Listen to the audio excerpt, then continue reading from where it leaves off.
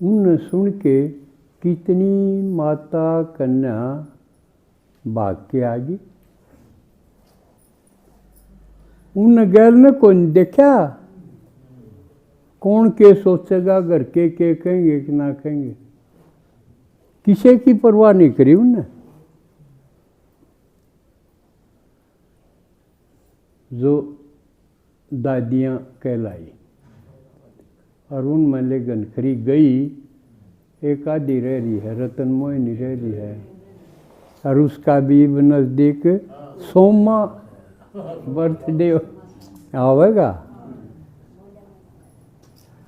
तो और वो यज्ञ शुरू हुआ जब आ गई, कोई 36 में कोई 37 में, 1936 में यज्ञ शुरू हुआ ना। ये आप सब ने यज्ञ की हिस्ट्री भी जाननी चाहिए।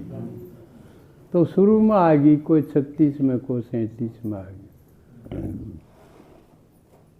तो आते ही वो दुख तो जमा नज़दीक का नहीं रहा उनका।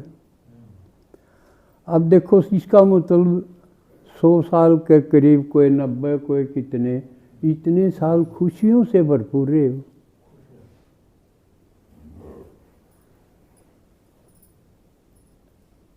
एक तो पालना लेते लेते खुशियों में कितने भरपूर रहे, फिर सेवा करते करते वह बाहर निकली तो रान बेरा पटाना। बाबा ने कही हम तो सुखी हो गए, भरपूर भी हो गए, ज्ञान से हो गए, बाहर उन कोई जोड़ तोड़ का को नहीं लाया। अब पीछे भी बचाऊं कि जोड़ू ना, बचान की भी नहीं, जो था वो सब यज्ञ में। इब तो फिर भी नहीं देखा है, ज्ञान भी सुन ले भाई, जेब भी देख दे रहा, बैंक बैलेंस भी देख दे रहा उनने कौन देखा? वह तो बस पता चलती है आए गई। और ना उनका न्यू था कि भगवान कदे ना हो, कदे नकली हो, कदे झूठ हो ना। उनका निश्चय था भगवान तो है पक्का, और आ गया तो सागी आ गया, कोई संशय की बात नहीं थी। वह कैटेगरी सी थी। और वो जब यज्ञ भारत में आया 1950 में, और उरे ते फिर बाबा ने बताया भाई थम गंगा बनो,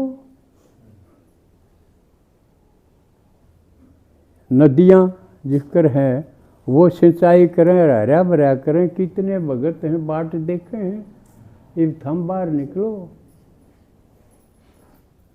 तो कोई किसी शहर में, कोई किसी शहर में, वह बेच दी बाबा ने। कोई प्रबंध नहीं उनका, किसके डटाएंगे, खान पीन का क्या इंतजाम होगा,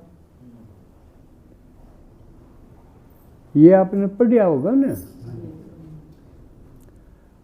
लेकिन फिर भी अरे आओ तो खाली नहीं, ग्रुप लेके आओ, या कसौटी है, नहीं तो फिर हमने सीखा के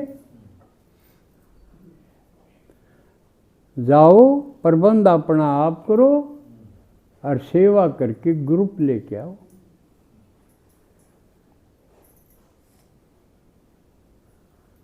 ये रफ्तार थी शुरू की क्वालिटी किसी थी।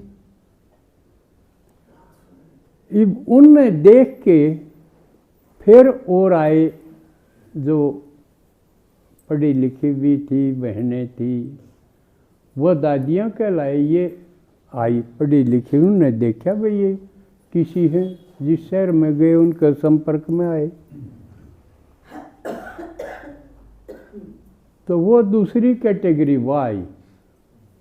वह पूरे पहले उनका पूरा भरोसा नहीं था, वो बीच बीच में संदेह था, भाई भगवान का जिक्र तो सह कदे ना हो, वही सी कैटेगरी थी। लेकिन उनका संपर्क में आया पाछा वो निश्चय बुद्धि होगी।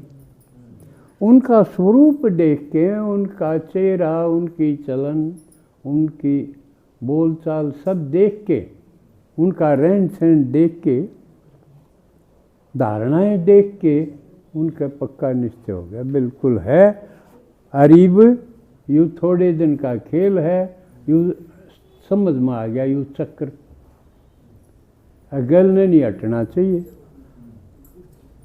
तो उनने शादी तो नकार दिए, शादी बर्बादी है और जीवन बर्बाद करने का नहीं है। तो बात दूसरी कैटेगरी, पहले तो इसे थे अकुब ने उधेड़े दिया, जिसकी शादी हो रही थी कोई मतलब नहीं, उनने तो वो उधेड़ दिए, फेरे वो बंधन काट दिया, तोड़ दी। पहली क्वालिटी तो यह थी। हाँ, सारी हरेक दादी की सुनो पढ़ो, अब तो ये किताबों में है, पूरा नहीं जितना है वो तो जानो।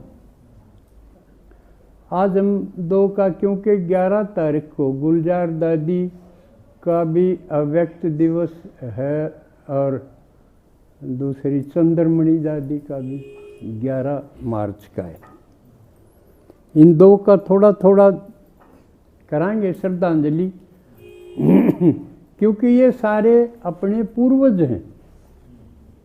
पूर्वज मतलब अपने तक पहले जिन ज्ञान होया और अपने तक ले आए, तो उनका कर्जा है, श्रद्धा तो बने है ना उनके प्रति, कि वो ना चालें तो यू आगे क्यों कर बढ़े, महारती क्यों कर आवे।